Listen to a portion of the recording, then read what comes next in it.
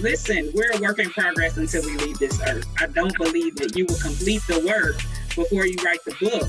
But you've got to have some level of healing so that you don't bleed on the pages, as we like to call it.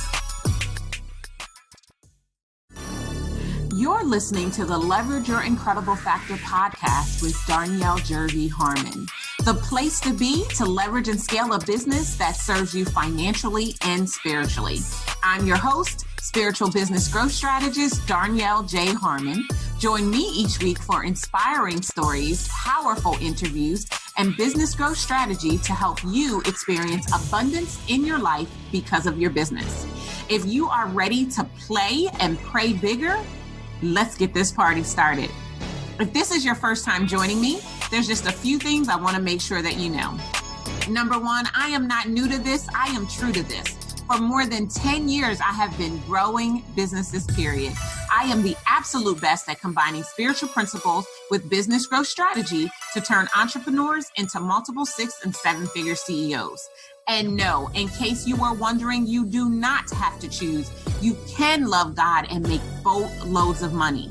And I'm on a mission to create even more multiple 6- and 7-figure CEOs. Oh, and we don't do hustle and grind. We do spirituality and systems. You might be wondering exactly what the incredible factor is. And if that's you, I invite you to go all the way back to our very first episode. I even give you a really powerful worksheet that you can download so that you can find yours, because it is the key to beginning to leverage and scale your business. And I am tickled purple that you are listening in today. This episode is powered by Shatter Your Income Ceiling, my private advanced training that literally breaks down the framework that my clients and I are using to experience consistent 30 to 100K months in their service-based businesses. Learn more and apply today at darnyelle.com/weekend.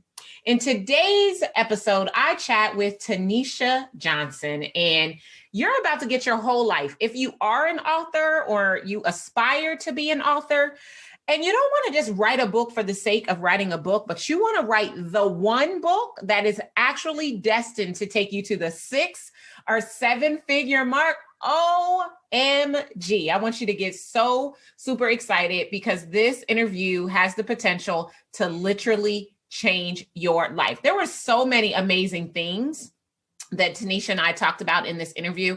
And you know me, I never want to steal the thunder of our guests. Instead, I want to allow you the opportunity to actually listen in to what she has to say and see how you can pick apart what you need to get from it in order to be able to actually take your business to the next level, all because of the book. So let me just read a brief bio on Tanisha.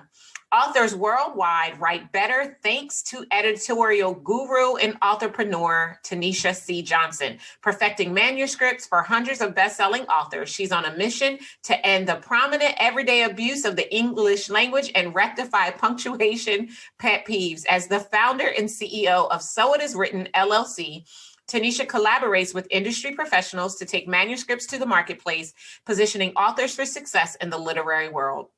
Well known by many as the human spellcheck, noun nerd, and grammar police, she proudly wears the badge of honor to correct and serve.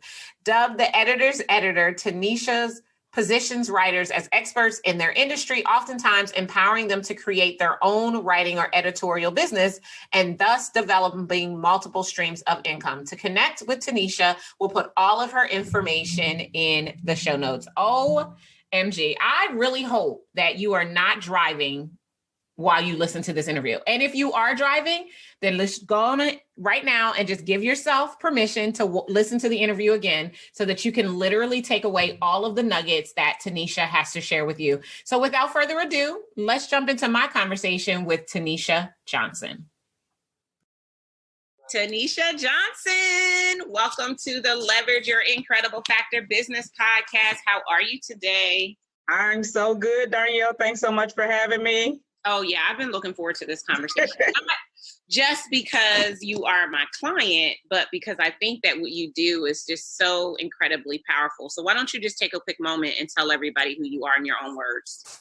Yeah, so I am Tanisha Johnson. If you see my name spelled, it actually looks like Tenita. It is not a typo, which is ironic, Darnyelle, because I work in writing and editing in books, and people are like, how are you helping people edit and your name is misspelled? I was not part of that decision-making process. But I help six-figure entrepreneurs write the one book that is going to get them to seven figures in record time. This is my passion. This is my purpose. I love what I do. And all things books, I am crazy about publishing, editing, writing, all of that. So that's who I am in a nutshell. I love that because I do think that it is one book, or it has the potential to be one book to get you to seven figures. Like, yes, I haven't written my seven-figure book yet. Like, I have. Yeah, but I have the book that I most want to write. I haven't written yet. Like, I had a title. I had a working title, and then God gave me a new title, and I've sat down to start writing it a couple of times, and I have a little bit, but I'm like, I can't write it yet. Because I think it's part story, which, you know, I wrote my very first book, which I know you got a copy of. If you understand that, you would understand my praise, where I just kind of skirt-tailed on why I am who I am. And I really want to tell the whole story, but I want to wait until my parents are dead. I know that sounds morbid. Yeah. But the reason why is because the one paragraph they each had in the one chapter of that book, yes, blowing gaskets. Yeah, my mother too. Correct. Yeah. I get it. Yeah. Because they didn't understand that the book wasn't about them. It was my story, my truth. But like the book I really want to write, my title used to be The Cost of My Incredible. But God actually gave me a different name for it. And I was like, but I like that. You still got to do something with that.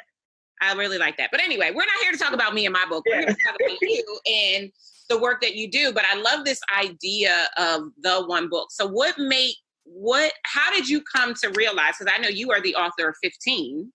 Yes. More. 16 ebooks and everything. Yeah. Yeah. So where did this concept of the one book kind of come from? So for me, it came from taking one book, my one book, When the Smoke Clears, and turning it into the ebook, the paperback book, the stage play. Now I'm working on a web series for When the Smoke Clears. I mean, literally 7 to 10 different streams of income just from When the Smoke Clears, but I have 15 books. Right. So when I tell people the one book that's going to get them to seven figures, it's not just the book. You're not going to sell a $10 book and get to seven figures. We know that. Right. But speak like you always talk about, the speaking engagements, the workshops that are tied to the books. I literally tell people every chapter in your book can be one workshop. And people don't look at it like that, but it literally can be that. Yeah, I agree. Because I feel like, and I think about what a lot of people in the coaching industry call your signature system, right? Mm-hmm. We call it your signature business move.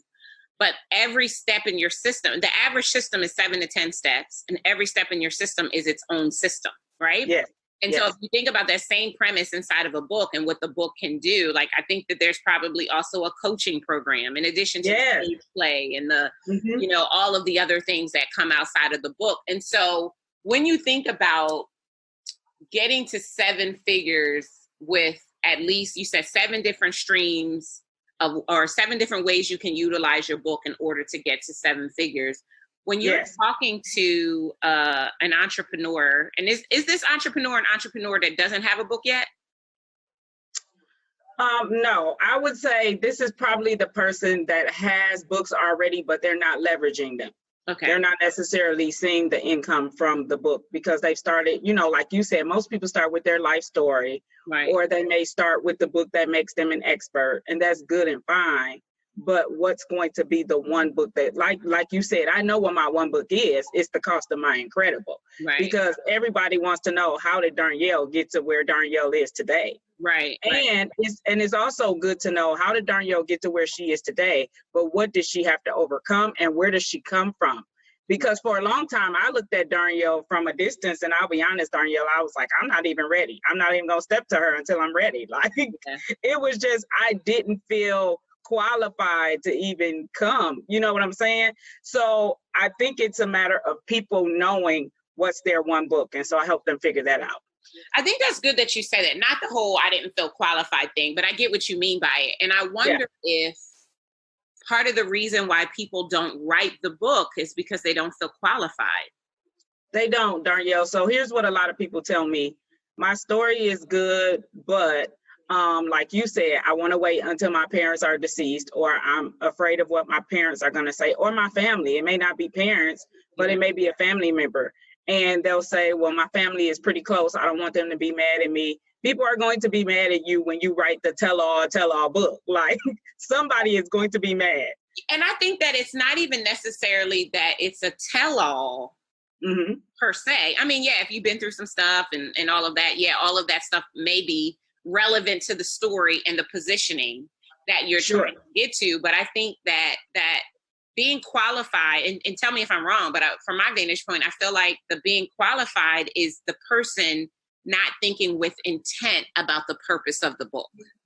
Correct. So they're thinking the book is more about me than about what I'm trying to get to the reader. So like we always talk about, what problem does your business solve? Well, I ask people the same question. What problem does your book solve? Because if it doesn't solve a problem, people are not going to pay $12.95, $15.95 for a book that does not solve a problem for them. Yes, they may like a good read, but at the end of the day, what are they supposed to walk away with after having read your book? Yeah, I think that's so good because, they'll buy the Kardashian book for $29.95 for a good read, but they're not going to buy Tanisha or Darnyelle's book, because we're not celebrities. So they're not going to buy our books just for the understanding of our story. So we have to really unpack. I think about the Stephen Coveyism, right? Begin with the end in mind. And I think that's where the qualification comes from, right? Because if I'm thinking about what's possible when my story, my framework, my process is out into the world in a bigger way, it's in the book format. People can read it. They can find it wherever. I can then turn it into all of these other different revenue streams. It's because I'm thinking about creating more impact and getting myself and what I do further into the world, and not just, I don't want to piss off my mom and my dad because blah, blah, blah, blah, blah. Because I mean, I went back and forth with even writing the book now, and I'm still not ready. Like, I haven't reached the pinnacle of my success, which would even make me feel like it's time to tell the full story. Right. And to introduce the full contents that I want, because I'm still working all of those things out. I'm less concerned about pissing my parents off than I am about making sure that the intent of the book is fully fortified before I start the process of writing it. Right. Correct. And I think that when we, as entrepreneurs and small business owners, think about the power that the book has to be able to create seven figures, we have to do that more. So what are some of the questions, Tanisha, that we need to ask ourselves if we are endeavoring to write the one book that is going to take us to seven figures? What should we be asking ourselves? Yeah, so Darnyelle, I hate to say this, not to copycat, but it's very similar to your program and some of the questions you ask us. And the first thing I tell people is, ask yourself, who is the book for? Because at the end of the day, even if it is your story, it needs to be about the reader. So even though When the Smoke Clears, I talk about suicidal thoughts and overcoming depression. Even though it's my story, it's for people who feel like they can never get over suicidal thoughts and depression. Yeah. So you have to know who you're writing to, because at the end of the day, that's not everybody's testimony. So everybody's not battling with that. Now, we would like to say, well, my book is for everybody, but we know it's not. The Bible isn't even for everybody. That's why we have so many different versions. You better say that again for the people in the back, because that is the thing that drives me bananas. And it's from a person who used to say that. I straight up used to be Lenny who had plenty. I was trying to solve all the problems for all of the people in all the world, because I was living in lack and just figuring out something is better than nothing. But we actually do everyone a disservice when we try to create a work that's for everyone. Okay, and what's the next question after who is my book for? So the next thing we usually talk about is, what's the main takeaway and the purpose of the book? Why are you writing the book? So for example, Darnyelle, I'm in the process of writing a book called Pulling Back the Covers. It is solely about molestation and the secrets that we keep. Now, I know people are going to be mad at me and the family, but guess what? I'm already speaking about it. I'm already talking about it on podcasts and interviews. So I might as well go ahead and write the book. Because I can see you on Facebook Live talking about it. And this is the focus of the conference you just had, the TRs. Turquoise and tears, because turquoise is the color of sexual abuse. Okay. Yeah. Yeah. I didn't know that. Yeah. And so I also tell people you have to think about what problem it solves. Mm-hmm. And even if it's fiction, guess what? The book solves a problem. Mm-hmm. Because we read fiction and we go see movies as entertainment, but there's always a takeaway. Right. Absolutely. Some of the best lessons came from not true stories in terms of movies. I love movies. You know, you hear me talking about movies all the time. I could preach a whole sermon on the movie. Oh, Facing the Giants. And messing with you, The Shack. And I watched The Shack. I saw it. I read the book. I love the book. The book changed the way that I looked at God. It was the beginning. I first learned about The Shack. I had been engaged the first time. And 3 months before my wedding, my ex-fiance confessed that he had gotten the older woman pregnant. That was with I read that. Phrase, right? That's what that book was about. And one of my good girlfriends was like, I want you to read this book.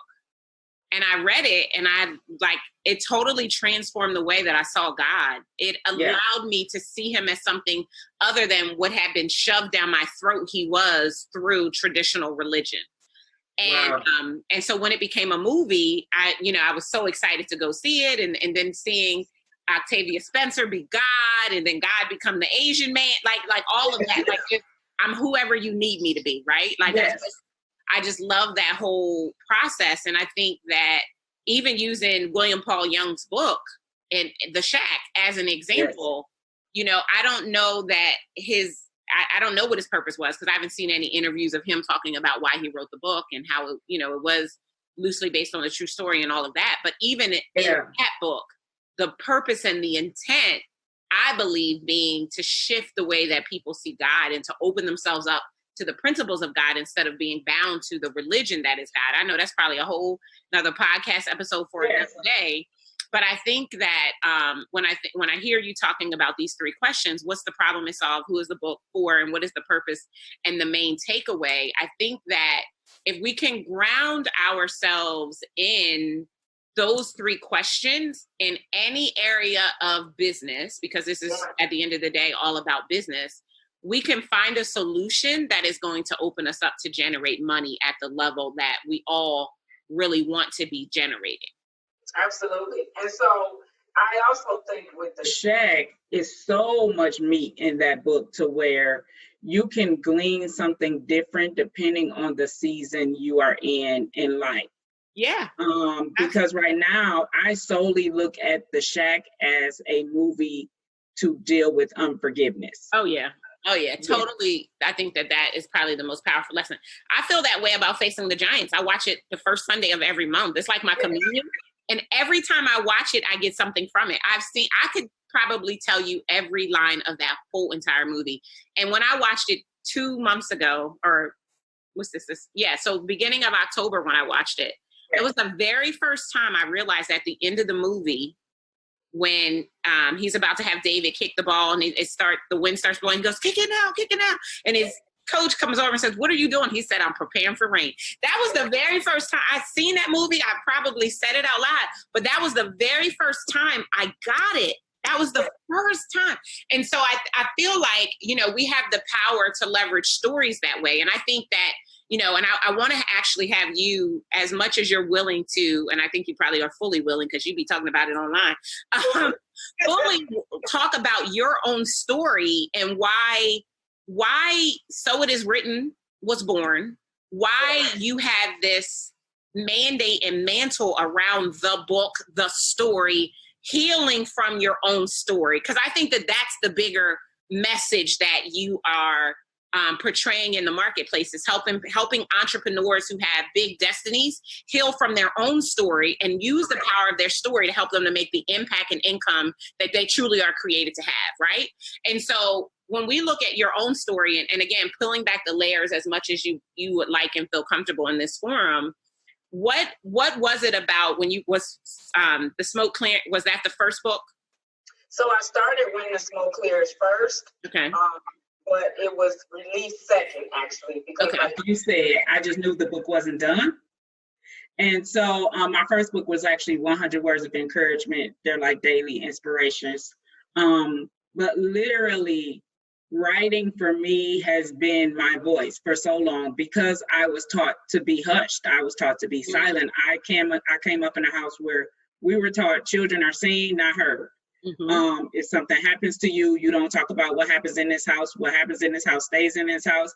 Darnyelle, I am literally in the process of working on a short film called What Happens in This House. Wow. Because that's how sick and tired I am of hearing what happens in this house stays in this house.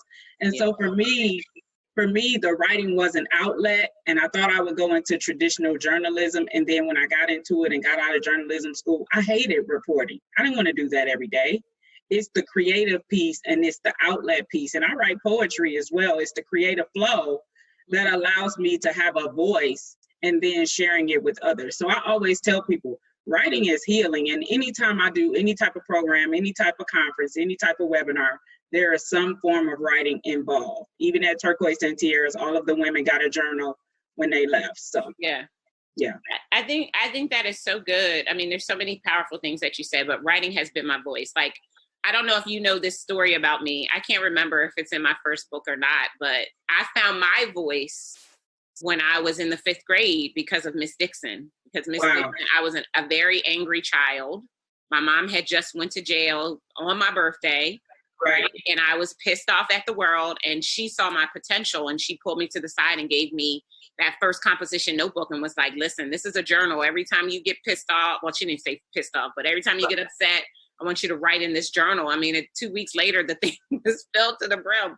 Yeah. But when I finished, it was the most cathartic experience. And of course, I didn't know it was a cathartic experience at that age, but I realized that she helped me find my voice. She helped me to find an outlet for my anger and a way to not only heal myself, but to heal others, which was why when I was 10, the declaration I made was that I was going to use words to change the lives of others. Yeah. And I just feel like there's so much power in the words that we speak. There's so much power in the words that tell the stories that we've been through. And we really do have to find a way to use those words to help other people heal. Because unfortunately, it's sad that it's this way, but there's nobody who hasn't been through something, right? Except for maybe the baby that just was born 2 seconds ago. 2 seconds ago. And even they've been through the devastation of birth, right? Exactly. Yeah. So it's just a great way to be able to equalize and humanize people. But what I think is even more powerful than that is that you think about a story that is a healing story for you that ultimately becomes a healing story for someone else, but also being able to create a source of impact that leads to more income. Correct. And so you said a lot of great things, Darnyelle. I don't know if you know or not, but part of the tagline for my company is transforming the world through our words. Oh, yeah. Because I do believe that there are power in the words that we speak, that we write, whatever, write the vision and make it plain. And sadly, a lot of people have gotten away from just the simple things. God tells you to do something, or God gives you a word, or we like to call it a prophetic word.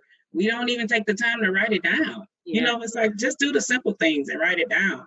And I can remember, Darnyelle, my mother finding my diary and my journal. And remember the little cute girly diary with the lock on it? Mm-hmm. And she broke the lock and she read it. And so I promised myself that instead of having someone find something out later and break my lock, I will unlock it for you and I will get paid for it. I would just put it in a book. That's good. What gives you the courage to say some of the things you say? Like, I mean, you come up in my feed all the time. I mean, because we're connected, of course. Yeah. And sometimes I look at the things you say and I'm just like, she is just unabashed. Like, I mean, yes, molestation, all of it, right? It's taboo. It's the things we shouldn't say. It's what we shouldn't talk about. Like, where did the courage come from for you to stop allowing people to sweep it under the rug and to put it out there so that we can deal with it? Like, where did that come from? I think this great innate desire for me to be free and free indeed. And when I say free, I mean all the way free. And let me just say, it really blessed me for you to share your story. I remember somebody asking you at Breakthrough in Business about your relationship with your parents. And I'm at a season in my life where I'm really struggling on the whole honor your mother and father, because what does that even look like? Number one, I don't know my father. I've never met him, never had a conversation with him. And my relationship with my mother is broken. So I'm in a place where I'm like, whatever it is that needs to be fixed, let's just fix it and move on, because I've got too much work to do in the earth to be stuck on what people think and who's mad and why. And she's already mad. She's already mad about the first book. So when I release Pulling Back the Covers, she'll probably really be mad. Yeah. Then I'm releasing the short film, What Happens in This House. So she'll probably really be upset. But it's just one of those things, like I told you, going back to the shack, I just want to be free and free indeed. Yeah. And truly forgive, not have the figment of my imagination that I've forgiven, and then this person comes into my presence and I know that there's something still off. Yeah. I really want to be able to forgive, like God says, we can forgive. Yeah, and I think that is so good. Like, I have people who ask me all the time, because I mean, I done been through some crazy jacked up stuff with the people that brought me into this world. And I am not bothered by it anymore. Like, it doesn't, I mean, I did call my mom the other day, Sunday, because it was her mom's birthday, and I know that's a really tough time for her. Okay. But I realized that forgiveness is for me, and interacting with you is for me. It's on my terms. It's not on yours. And I just refuse to allow someone else to dictate how I get to spend my time and my energy. Like, I just refuse that. Like, regardless of what you think, like, you know, my mom will say to me all the time, but I'm your mother. Okay, thanks. Thank you. I appreciate you getting me here. Appreciate it. Like, but at the same time, like this sense of guilt that I think families place on one another, that you have to keep what goes on in this house stays in this house, and all of this other taboo stuff that we're afraid to talk about, which is why we're walking around broken people trying to lead and do all of these other things, and creating this environment where all we're doing is further breaking. It's just not healthy. And I just had to make a decision for myself, right? I spent many years in therapy, and I just was no longer willing to be held hostage to the things I've been through. Yeah, they happened to me, but I think that they also happened for me, and they didn't kill me. And because they didn't kill me, it's because my purpose is bigger than whatever it was that I had been through. And realizing from that power of strength, that's part of the reason why I asked you, like, where do you get the courage from? Because I think it does take courage to call it what it is and to not be impacted. Like, you know, I think I probably irritate some people, and I probably give people a glimpse of what freedom looks like when I just talk about it like I'm saying my favorite color is clear, because I'm not impacted by it anymore. Like, it's just a story. It's not my life. It's not, you know, there isn't an emotional tie to any of it. It's just a story. And it's like, wow, that's a really powerful story. That story might be able to change somebody's life because I did my work, right? Do you think that before people write the book that they have to do their work first, or can the book be their vehicle of healing? So I tell people it can be a part of your work. Here's what I don't allow people to do with me, and that is bleed on the pages. Mm-hmm. So if you're freshly divorced, you jump right into another marriage and you just want to bash your husband, you know, you want to write the book about everything he did to you, but nothing that you did wrong. Like, God has not given you a revelation on anything that you did wrong in the marriage yet. It's not time to write the book yet. It's not time to write the book yet. You can do some of the work. Listen, we're a work in progress until we leave this earth. I don't believe that you will complete the work before you write the book, but you've got to have some level of healing so that you don't bleed on the pages, as we like to call it. Yeah, that's good. We are a work in progress until we leave this earth. That was good. Yes. And don't bleed on the pages. Yes. Good. Your bitterness will come through in the book. You may not, you know, out of the abundance of the heart, the mouth speaks. Mm-hmm. It's the same on the page. You can tell, were people bitter when they wrote this, or are they speaking from a place of healing? Yeah. And I don't think that bitter is bankable. Right. You know what I mean? Like, in terms of thinking about all of the different ways that you can use the work in order to produce the wealth. I think it's going to be challenging to produce it if it's coming from a bitter place. Well, and I've had clients come to me and they'll say, I'm ready for editing and publishing. And I'll get to the end of the book and I'll say, no, you're not, because you gave the reader nothing. You told me all of the reasons you're upset, all of the reasons you're mad. You didn't tell me how you overcame it and what's in it for the reader. Yeah. So you're not done. We need to write some more. That's good. That just made me think about like one of the things that I teach in telling story, right? So story is an acronym. The S stands for set the scene. The T stands for take them on a journey. The O stands for overcome an obstacle. The R stands for remind them what's in it for them. And then the Y is why should they care? Like, and making sure that is a part of the book. So when you just said that just made me think of that for the readers. So when you think about the power of a book to be able to create $1 million plus, what are the assets that you think everyone who has a book should be able to create? So for sure, you're able to create the book in multiple forms. So you have it in ebook, you have it in paperback or hardback. Let me say this, Darnyelle, something that a lot of people are sleeping on is the audio book. I have an audio book for 2 of my books, but not all 15. So I would strongly encourage people to take the time to record the audio book, whether you sell it through your website or you sell it through Audible. But now more and more people are listening to podcasts. People are listening to audiobooks in the car. They're not physically necessarily reading a paperback book. Yeah. And kind of like you talked about earlier, those coaching sessions, coaching program, workshop, can it be a conference? You know, is it a workshop or is it a full-fledged conference? Is it a retreat? I'm literally looking at doing a women's retreat, calling it When the Smoke Clears, and doing a weekend of healing and working through the things. I mean, literally each chapter can become a module, because I talked about blended families, suicidal thoughts, depression, unemployment, all of those things help make and shape us into who we are. So those are some of the key things. But as you progress, the bigger things are the movies, you know, the web series. You think about Netflix now, so you may not be pitching your series to the movie theater. You may be actually pitching it to Netflix. Yeah. Which is huge. Yeah. So this just popped in, and I just want to get your take on it. So what is the point at which they don't need a Tanisha, but that they need a therapist?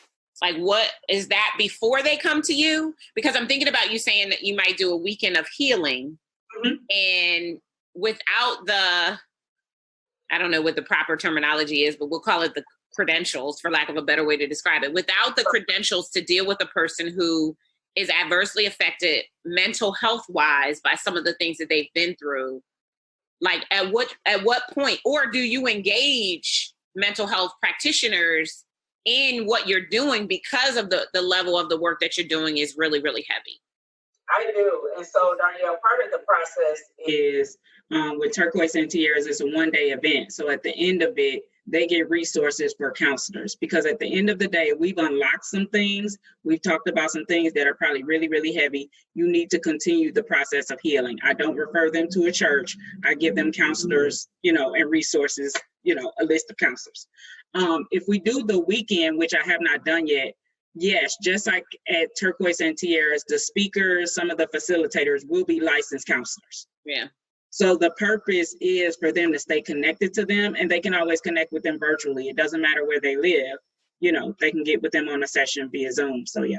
Yeah. And I love when you said that, you know, every pastor isn't a licensed therapist. Like, people need to stop going to see their pastor for everything, which I think is so true, because I know I fell victim to that. Like, you know, that's what you do, but you don't really get the support that you need. You don't really get the foundation stuff that you need in order to be able to, you know, process through whatever it is that you're going through, absent from seeing it. So how do we deal with, or just from your take, the stigma that is in the Black community that we don't need a therapist, we just need Jesus? How do we deal with that? That's a whole nother episode, I know, but we're gonna talk about it a little bit here before we let this one in. Yeah, so Darnyelle, I would say it starts with the Black community, and it starts with the church community. We have to be able to push people away and tell them, listen, I'm not qualified, but I know somebody who is. And I think a lot of times pastors don't do that because of pride, or they feel like they can serve everybody in every way. But at the end of the day, if my pastor hasn't been through molestation, he cannot relate. Yeah. He can't relate. So I just really think we have to be strategic about talking about it over and over again, not making it cool, but not making it to where it has a stigma either, so negative, like, oh, well, you're crazy, you need a counselor, because that's what we used to do in the Black community. We would call people crazy. But at the end of the day, look at COVID. Everybody's going to need a counselor coming out of this. Yeah, I mean, I think that you make a good point. I think we need to normalize mental health. Like, yes. Whatever month it is, that's mental health month. It needs to be mental health month every day. Every day. We need to make it okay. And we need to I don't know that this can be done, but I'm going to say it anyway. I think that we need to, just like we regulate specific industries, like I still wish they would regulate coaching, that you have to go and get a coaching certification to call yourself a coach, because people who are not trained and calling themselves coaches are ruining the coaching industry and ruining individuals. And I think similarly, pastors are ruining people because and this is probably inappropriate. Somebody might be upset, and I don't even care, because it's my podcast. I can say what I want. But I think, people allegedly get the call and they throw up these buildings without all of the skill sets that they need to lead the people, which is why there's so much church hurt, which is the reason and the subject matter in these books that they want to come to you and write, because we haven't handled the mantle of being called to the platform that God has placed us on with a level of decency and respect, to make sure that as we are on that mantle, we're fully equipped to serve people in that way. And let me say this, Darnyelle, with every layer that you peel back, for me, this has been my experience. I needed a different counselor. Mm-hmm. So I've had, over the past 8 years, 4 different counselors. Yeah. Because I know spiritually, when I get to that plateau where a certain counselor has taken me as far as I can go. So the counselor I'm working with now, we are actually dealing with nothing but childhood. We're going all the way back to the root, which none of the other counselors dealt with. None of them. Everybody wants to deal with the current, the here and now, the last 5 years. But you're going to need a different counselor as you peel back the layers to help uproot the other stuff, because they can only take you so far. They have specialties. Right. And I think that's a great point, because I feel like your therapist needs to take you all the way back from day one. Yes. Like, trying to deal with me, the almost 45-year-old today, is not helping me. We need to go back and talk about the 6-year-old. Right. Who we need to deal with, because she's the one that's creating the environment that we're all living in right now, and not being willing to do that work, which I think is part of the reason, it's part of the reason why I did my TED Talk on what I did it on, because I wanted people to understand that it is your inner 7-year-old, right? It is all of the havoc. I think our parents, they did the best that they could with what they had, but their best jacked us up. Yes. And we are, walking around now as full-fledged adults, but we're still wounded children. Yes. And those wounded children are trying to, do whatever it is that we're attempting to do. And it's just not going to serve us the way that we want. And so when I think about the power to tell the story, right? And I love the name of your company, So It Is Written. And that's a play on the scripture. But I think that So It Is Written, to me, says that I am willing to do the work to heal from what it is that I've been through, so much so that I wrote it down, because I think about Habakkuk 2:2, which says, write the vision and make it plain, right? And when you write it down, write it on tablets so that they that read it may run with it, right? And so that there's something powerful that has the possibility of happening when something is written that we don't necessarily see if we aren't willing to take the time to write it. And so we've been talking kind of heavy. I want to kind of switch gears and go a little bit lighter. So for the person who, let's assume they've dealt with their stuff, or their book isn't about their story. Their book is about their work, right? It's about their framework. It's about their methodology, their signature system. What would you say to them? In addition, I think the questions are the same, right? So who the book is for, what's the purpose and main takeaway, and what is the problem the book solves? What else would you say to them as they endeavor to consider the feasibility of writing a book? So I kind of tell people, keep it simple, number one. I think a lot of times we are overthinking. Just as a people, we feel like, and you tell us this all the time in our systems. You tell us, don't feel like you need to add more, you know. And so my authors who come to me are always like, but wait, there's more. I need to add more. And I'm like, no, take your hands off.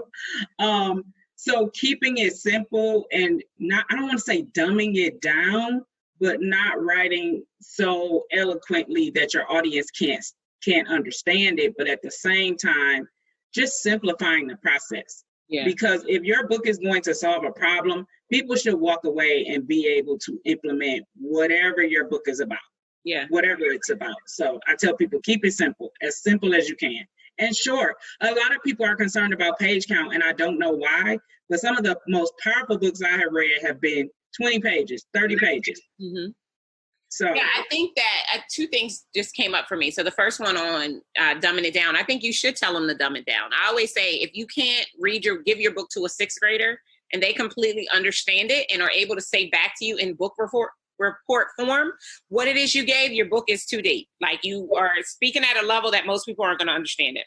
Yes. And the second thing that I just thought about based on the last thing that you said is that you really do need to think about it being so simple, like, and give a different definition to what a book is. I remember when I first started, because I've written 8 books, and plus I've been collaborated in a whole bunch of other books. And my very first book is If You Understood My Past, You Would Understand My Praise, which it's a great book. It's, part of my story. And it's like 200 and some pages. Well, my next book is a 6x6 that's like 64 pages. And then my book after that is like a 3x5 that I had to change the definition of what a book was so that it could fit me. Because what I did is, I did write my first story. That was like my entry point. And I had grand dreams of turning it into the play and all of that. And then I, got taken down another path. But then I decided I wanted to have a book for every talk that I did. So wherever I got booked to speak, I wanted to be able to have something to sell to the audience so I could extend my payday from the book. And so I had to change the way I looked at a book, because I was like, I don't have time to be turning out these 250-page books every time somebody books me for a keynote, right? Or books me to come to their whatever. And so I really had to change that. And so I would say that too to everybody who's listening. Don't feel like your book has to just be your story, right? And because as Tanisha said, you're not even ready to tell your story unless you've done your healing. Otherwise, you're going to bleed on the pages. And so for those of you who aren't there yet, look at the practical application of the work that it is that you do and how you can expand it. And I love to talk about repurposing. So I want to talk about repurposing for a second, Tanisha, because I think about Disney, like those are my favorite repurposers.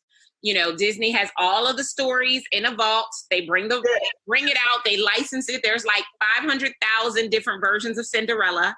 Yes. Right. So it's like the queen of repurposing. But the other thing I think is great about it is one thing. So we'll talk about the book. And let's say the book is about your signature system or process, right? Sure. It starts as a book. You write the book first you perfect it through working with a couple of private clients. Then you write it as a book, right? And you sell it for $20. It's got the whole system in there. Like my book, Market Like a Rockstar, it's got the whole exact marketing framework in the $20 book. But it doesn't stop your ability to earn, because some people are still going to want to work with you directly to have you show them how to market like a rock star, right?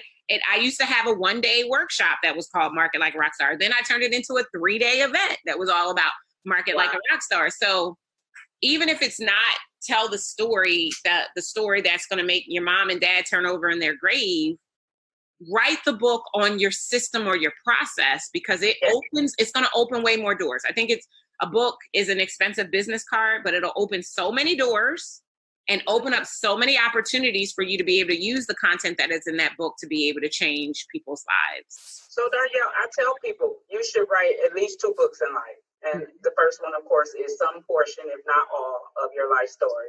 Mm-hmm. And then the second one is what makes you an expert. Everybody is an expert in something. I don't care if you bake pound cakes. Mm-hmm. Write a book about baking pound cakes. Yeah. Write a cookbook.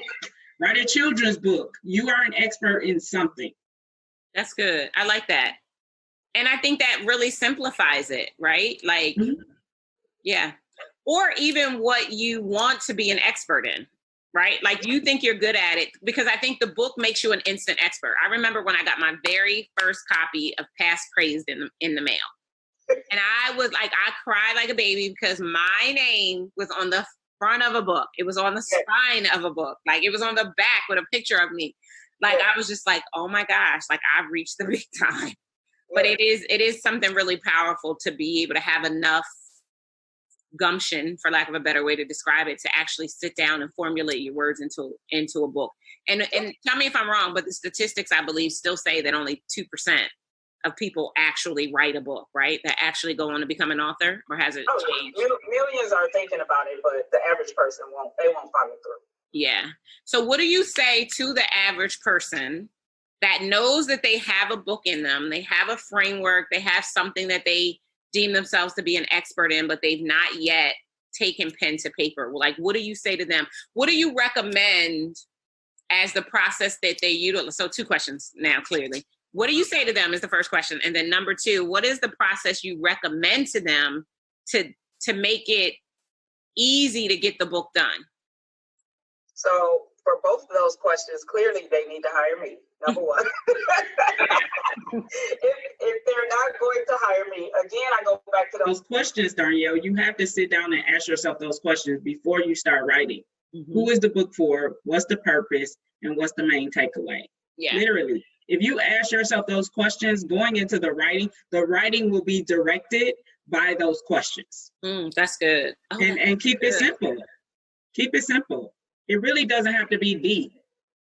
That is so good, Tanisha. It is so simple. The writing will be directed by the questions. Mm-hmm. So I feel like I'm hearing you say that I could literally create a questionnaire with questions like this and hand it to somebody, and their responses could be the equivalent to their book on their expert book. Yes. Wow. Mm-hmm. Wow.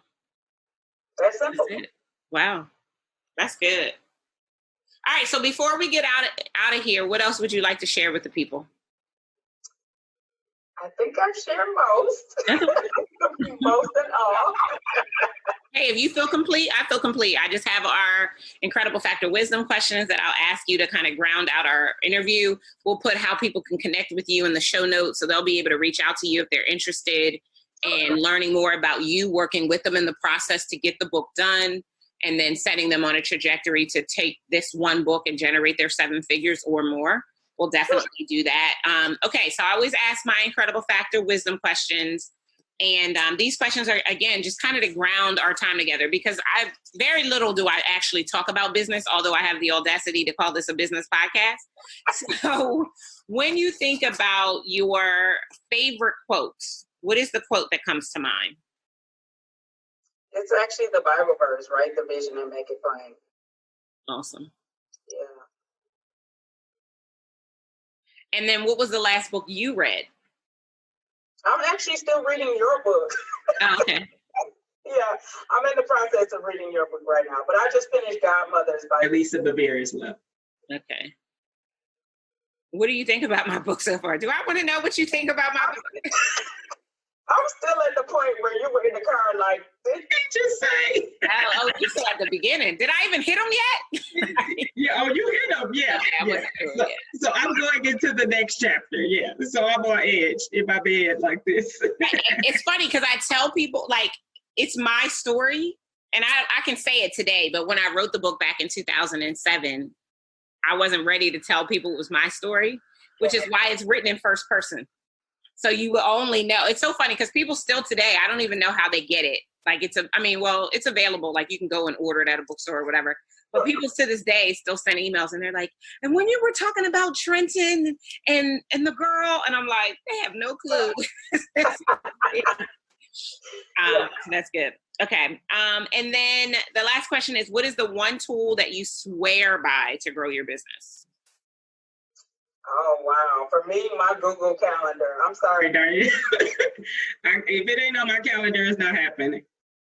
That's good. I love it. I love it. I love it. Thank you so much, Tanisha, for being here.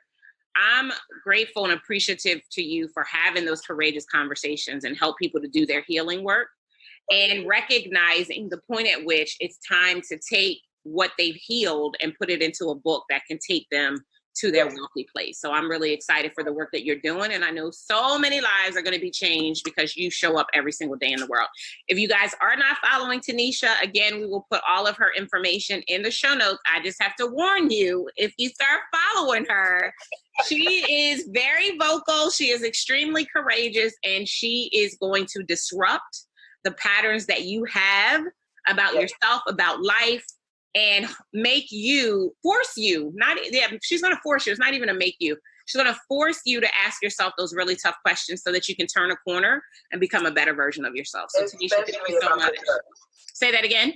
Especially about the church. Yes, especially about the church. That's probably a whole nother podcast episode. I like kind of drip the deflowering of the church into the episodes, because I feel like, I think more people are ready for it than they let on, right? Like they're over the hypocrisy, they're over the hurts, they're over the mismanagement. But we have to remember that, God is still God. And as, we both say, his principles work everywhere. Church principles only work in church. And when you get beyond church principles and into kingdom principles, you open yourself up for a whole new paradigm and to really be able to shift and change things. So. Oh, yes. Awesome. That's a different podcast episode. It totally is. I'll have to have you back so we can talk about it. Well, thank you for being here today, and I will chat with you all later. Take care. Thank you for having me.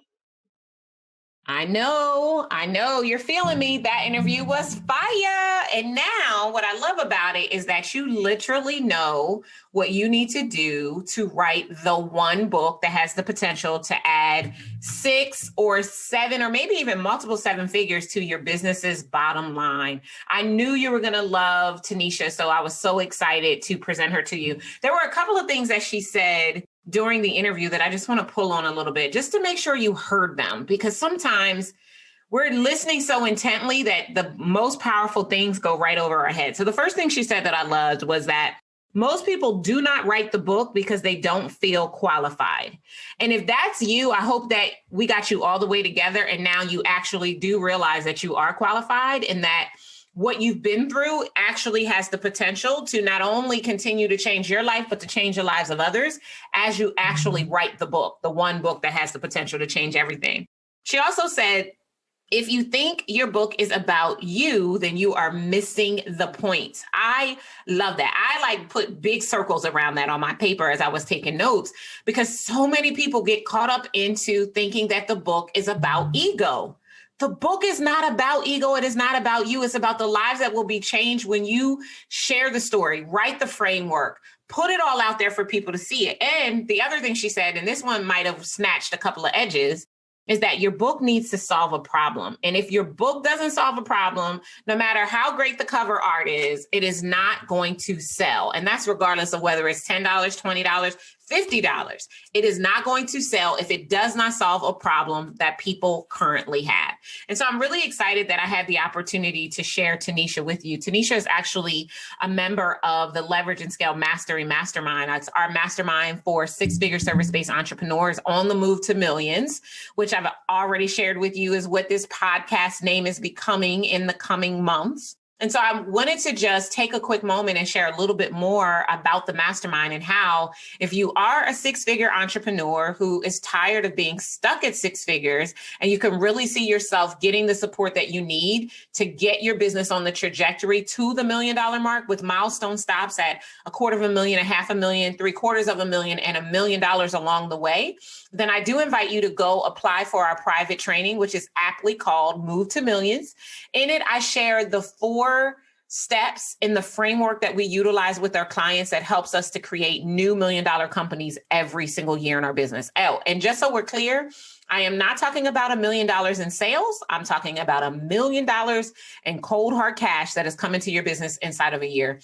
I personally believe that every single entrepreneur should experience wealth. I believe that entrepreneurship is the vehicle that God created to put wealth into the realm of possibility for us.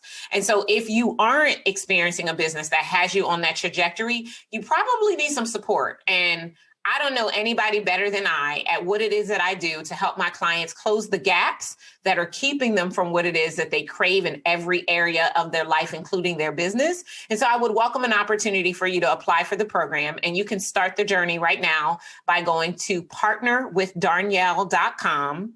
Again, that's partnerwithdarnyelle.com. When you get there, you'll actually see both of our programs, Leverage and Scale Weekend, which is our Introduction 12-week program, and Leverage and Scale Mastery Mastermind, which is our 12-month program. So you can look both of them over and see which one is going to be the best choice for you, and then apply for whichever program.